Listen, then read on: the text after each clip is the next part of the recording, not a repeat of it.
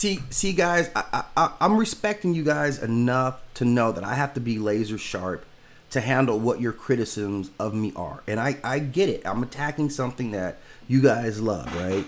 But it gets real simple. Like, this Karina Kaboom person, right, who's a very successful YouTuber. She's very savvy, right? And I give a lot of respect to her because I hope to have that kind of success. Not in this endeavor, but I have some other things. So I applaud her success, right?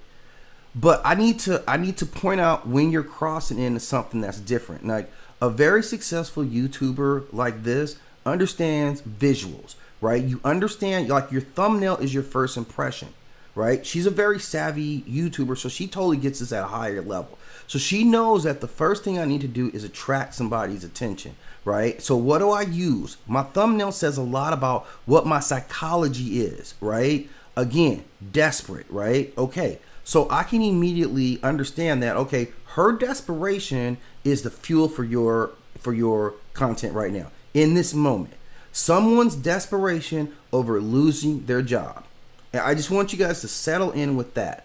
Like, there is no arena where somebody loses their job and I say anything other than, oh man, I really feel bad for you. Especially another American, especially at this time.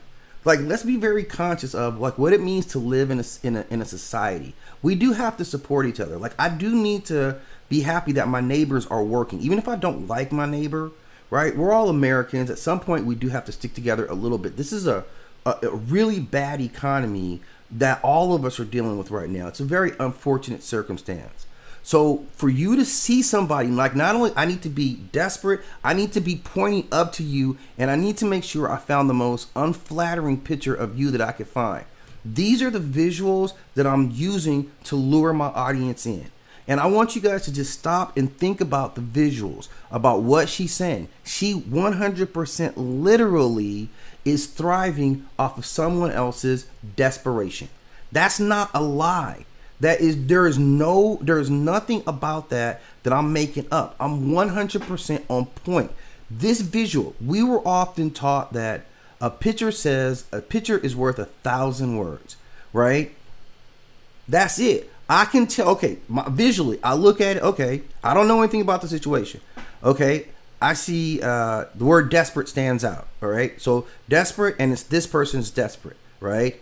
And then I say, oh, yeah, she's desperate and she's charging money for cameos. Okay, I've been desperate before for money. I'm sure quite a lot of people have been like, I got to do something to pay these bills. So let's start to dissect why that's significant to her. Why is it significant that somebody loses their job and then turns around and tries to pivot to something else in order to protect their lifestyle, to continue to eat and have, shelter, to have a roof over your head? Those are basic. Those are like our first tools. So again, through all the criticism, I want you guys to tell me how visually displaying, like, desperate. I'm eating off of someone else's desperation. This particular girl, I'm not even hiding who it is. The arrows point, like, you saying a lot in this. Again, because this person is a very savvy YouTuber. She understands how all of you guys who thrive off of those things respond. You see the word desperate and, ooh, now you're giddy. And I'm saying that says a lot about the audience who's consuming it for this reason. And it also says a lot about her, because you understand exactly who you're dealing with. You're hitting right to the core of what you're trying to do, and all the nuances around it fall apart very quickly. Because I have to say pretty quickly, do I want to be part of a system that takes someone else's pain, their desperation? I literally take your desperation and I monetize your desperation. That's the only part of it, right? Like, that is the essence of being a hate merchant, right? You're thriving off of someone else's misery. I can't be more literal than that. So you can hate on me. Again, I understand all that, why it's coming back to me, because I'm dipping my pen into someplace that's already a pool of hate. So that's all you get out of it, right? You can't get love out of something that's already a cesspool of hate. So I'm just articulating, like, the actual subtleties, like the details of what we're actually doing.